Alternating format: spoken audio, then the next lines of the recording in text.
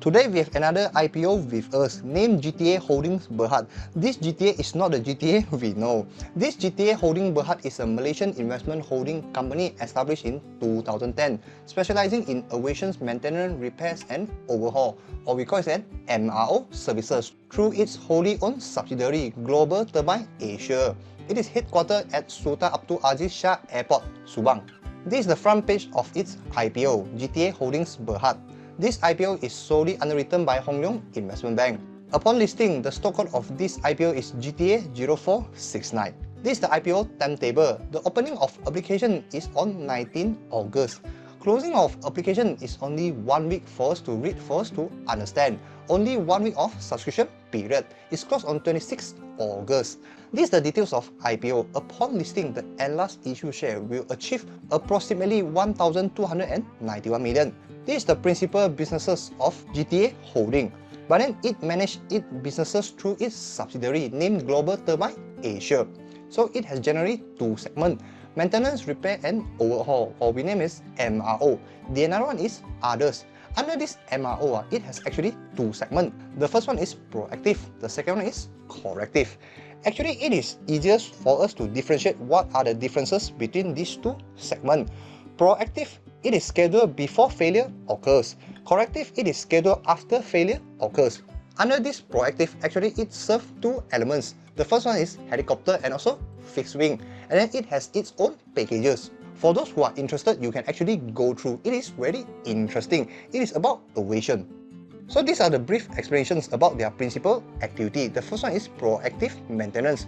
This schedule is established according to various criteria, such as the total flight hour, calendar time, and then number of take-off, in order for them to make sure that whether they need to schedule a maintenance before failure occurs. For this corrective maintenance, this issue include malfunctions, parts and component failure, and other unforeseen circumstances. So this is scheduled after the failure occurs, and then they are sent to repair. In addition, actually they have third principal activity, which is considered as others. So the others are involved in the sales of engines, modules, parts and components. For assembly, the OEM helicopters, engine and also fixed wing engine. This is the group structures upon listing. There are few important individuals. The first one is Dato' Noni. It is the CEO of GTA Holding. And then the other one is called Brands Connect. It holds 12.23% upon listing. Who is this Brands Connect? The major shareholders of Brands Connect is Dato' Noni, holdings of 80% to this company. So generally upon listing, Dato' Noni, or the CEO of GTA Holding, is still the major shareholder. This is the IPO usage upon listing. Through this IPO, the group can raise 71.75 million, and then it has few purposes.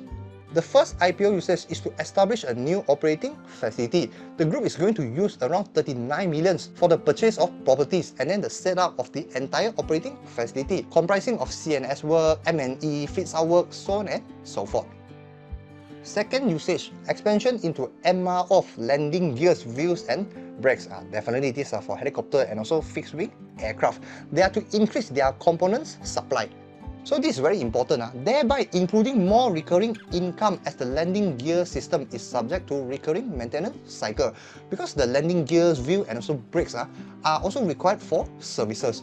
So if they provide this service, they can increase their recurring income.